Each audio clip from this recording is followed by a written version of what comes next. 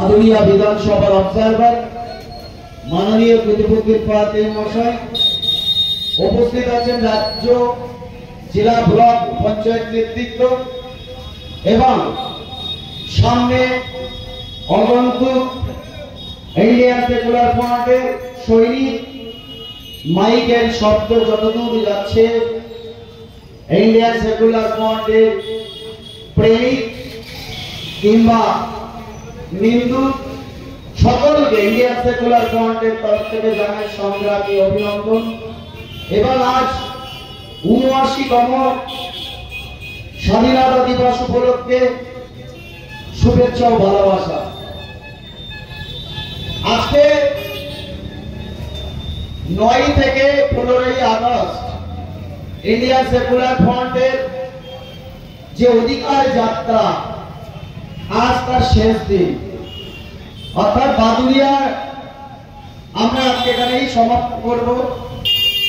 কিন্তু হঠাৎ দুটো প্রশ্ন আছে। একটা হচ্ছে হঠাৎ এত উন্নয়ন হওয়ার সত্ত্বেও ইন্ডিয়ান সেকুলার ফ্রন্টের চেয়ারম্যানের মাথায় কেন এলো অধিকার দিবস উদযাপন করতে হবে এক সপ্তাহ ধরে? দ্বিতীয় কথা হচ্ছে আজকে আমরা ৭৯তম স্বাধীনতা দিবস পালন করার পরেও মানুষ কেন তার অধিকার ফিরে পাচ্ছে না, সেটাও আমাদের সবার ভাবতে হবে।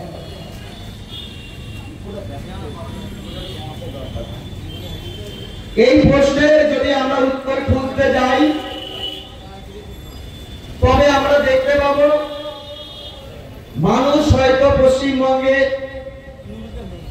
জন্ম থেকে মৃত্যু পর্যন্ত বহু প্রকল্পের সঙ্গে সংযোগ হচ্ছে, বহু প্রকল্প তারা পাচ্ছে, কিন্তু মানুষের যে অধিকার শিক্ষা, স্বাস্থ্য, কাজ, বাসস্থান সেগুলো বা কোথায় গেল? আজকে আমরা উন্নয়নের জোয়ারে ভাসতে ভাসতে বাদুড়িয়ার বাসী দিশাহীন হয়ে দিশা খুঁজে পাওয়ার সন্ধানে ইন্ডিয়ান সেকুলার ফ্রন্টের অধিকারের কথা আমাদের রাজ্যকে শুনতে হচ্ছে। কারণ এই অধিকারগুলো আমাদেরকে নিয়ে এই অগন্তুক প্রকল্পগুলো চালু করেছে শুধুমাত্র ভোট ব্যাংকের জন্য। এই ভোট ব্যাংকটা কোথায় আসছে? আজকে যে লক্ষ্মী ভান্ডার, কন্যাশ্রী, যুবশ্রী যে প্রকল্পগুলো আসছে সেটা মানুষের কাজে লাগার জন্যই হয়তো সরকার ভেবেছে, কিন্তু আজকে কোথায় অধিকারগুলো হারিয়ে যাচ্ছে আমাদেরকে ভাবতে হবে। ভাতা নামক প্রকল্প নামক আমরা কি অভ্যাসে পরিণত হচ্ছে না তো ভিক্ষায়? তাই ইন্ডিয়ান সেকুলার ফ্রন্ট দাবি তুলেছে ভিক্ষা নয়, অধিকার চাই। আজকে বাংলার বুকে তথা বাদুড়িয়ার বুকেও সাধারণ মানুষের পেটে খিদে রয়েছে, কর্মসংস্থান নেই, যন্ত্রণা আছে, মাঠে চাষ নেই, চোখে জল আছে, পুকুরে মাছ ছাড়তে পারছে না, মাথায় চিন্তা আছে, মেয়েকে বিয়ে দিতে পারছে না, মাথার চুল উঠে যাচ্ছে। এই এতগুলো প্রকল্পের সাথে সাথে একটা সাধারণ মানুষের মাথার চুল উঠে যাচ্ছে, ঘুম উঠে যাচ্ছে, পিঠ যন্ত্রণা হচ্ছে, চোখের জল পড়ছে, পায়ের চামড়া খসে যাচ্ছে। তাহলে এমন প্রকল্প নিয়ে আমার লাভ কোথায়? একটা মানুষ সাধারণ যে সংবিধান অধিকার দিয়েছে, ভারতবর্ষ যে সংবিধান আমাকে অধিকার দিয়েছে, খাদ্য, বস্ত্র, বাসস্থান, শিক্ষা, স্বাস্থ্য, সেইগুলো যদি সঠিক পাওয়া যায় তাহলে সুস্থ সোনার বাংলা গড়ে উঠবে। কিন্তু আজ আমরা বন্ধু দেখতে পাচ্ছি সমগ্র প্রকল্পের পেছনে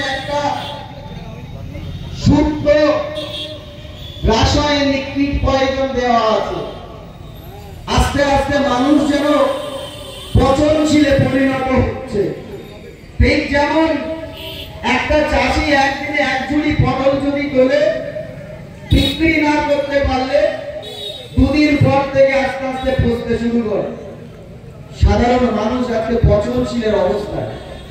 এই পচনশীল কিভাবে? আজকে 1000 টাকার লক্ষ্মী ভান্ডার আপনার ঘরে ঢুকছে। প্রথম কথা ভাবুন, এই যত লক্ষ্মী ভান্ডার, কন্যাশ্রী, যুবশ্রী, সবুজশ্রী, নীলশ্রী, আরো যত হনুমানশ্রী হোক না কেন, এই টাকাগুলো কি দিল্লি থেকে আসছে না কালীঘাট থেকে আসছে? এটা কালীঘাটেরও টাকা নাই, দিল্লিরও টাকা নয়। সাধারণ মানুষ, খেটে খাওয়া মেহনতি মানুষ, শ্রমজীবী মানুষ সকাল থেকে দিন রাত পরিশ্রম করে আছে। যার পায়ের ঘাম মাথায়, মাথার ঘাম পায়ে ফেলে যে ইনকামটা করছে, দোকান থেকে যে জিনিসটা কিনছে তার ট্যাক্স কেটে নিচ্ছে। দেখবেন আপনার ওষুধ কিনতে গেলে লেখা থাকে ইনক্লুডিং অল ট্যাক্সেস দে এত টাকা। একটা বিড়ি নিতে যাবেন ট্যাক্স, বই নিতে যাবেন ট্যাক্স, ওষুধ নিতে যাবেন ট্যাক্স, বাড়ি বসবাস করবেন ট্যাক্স, জমি চাষ করবেন ট্যাক্স। সমস্ত ট্যাক্সের পয়সা ডেভেলপমেন্টের টাকা হিসেবে আসে। আর সমস্ত ট্যাক্সের পয়সায় আপনার কন্যাশ্রী, যুবশ্রী, হনুমানশ্রী আপনার বাড়িতে পৌঁছে দিচ্ছে। কারণ আপনার মুখটাকে বন্ধ রাখছে। আজকে বন্ধু সেই অধিকারের কথা ইন্ডিয়ান সেকুলার ফ্রন্ট তুলে ধরেছে। নওশাদ সিদ্দিকী বিকল্প পদ, বিধানসভায় 293টি বিধায়ক থাকলেও আপনার নওশাদ সিদ্দিকী সাহেব যেমন এই প্রান্ত থেকে ওই প্রান্ত সাধারণ মানুষের চোখ খুলে দিয়েছে, অধিকারের দাবি তুলেছে, খেটে খাওয়া মেহনতি মানুষের নিয়ে কথা বলছে। আর 293টি বিধায়ক বিধানসভার মধ্যে গিয়ে নীলকপিলাস আর সেলুটেপ লাগিয়ে বসে থাকে। আর কোন কোন বিধায়ক মুসলমান মুসলমান তকমা দিতে দিতে মুসলমান মুসলমান জপতে জপতে জপতে সে সাইকোলজি মানসিক রোগীতে পরিণত হয়ে গেছে। রাতের বেলা ঘুমোতে যায় নওশাদ সিদ্দিকী বলতে বলতে, মুসলমান বলতে বলতে, ভোর হয় তার মুসলমান মুসলমান নওশাদ সিদ্দিকী বলতে বলতে। আপনি জানেন এই অশিক্ষিত মূর্খ বর্বর শুভেন্দু নামক বিজেপি নামক যে বিষ বাংলার বুকে বিস্ফোরিত হয়েছে, সেটাও মাননীয়ার হাত ধরে চলে এসেছে। কারণ এগুলো তো মাননীয়ার ভাই, এগুলো একটা প্রোডাক্ট।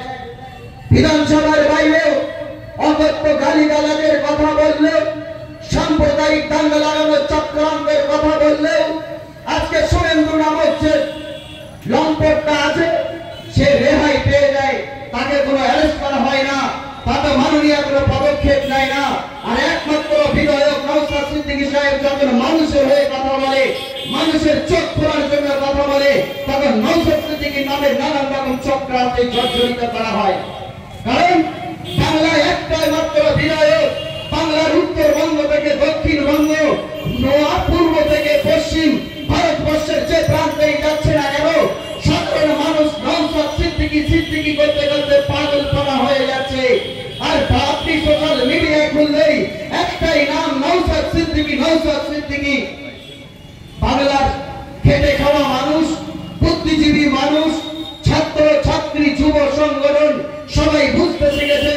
তাই তো নওশাদ সিদ্দিকী সাহেবের যেখানেই বক্তব্য, তাই তো নওশাদ সিদ্দিকী সাহেবের নাম দেখা মাত্রই, নওশাদ সিদ্দিকী ছবি দেখা মাত্রই দাঁড়িয়ে পড়ে দু লাইন কথা শুনতে, মোবাইল খুলতে চলতে চলতে দেখতে পাই নওশাদ সিদ্দিকী সাহেব কি বলেছে।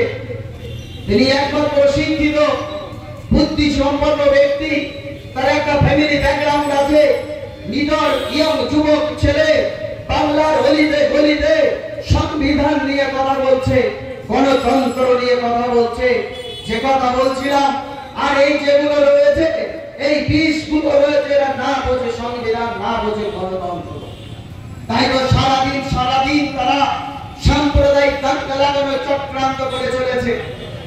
নওশাদ সিদ্দিকী সাহেব আমাদেরকে আগে মানুষকে পরিষেবা দেওয়ার দূরের কথা, আগে আমাদেরকে শিক্ষা দিয়েছে মানুষের সাথে কথা বলতে যাবে, ভারতবর্ষটাকে চেনো, ভারতবর্ষের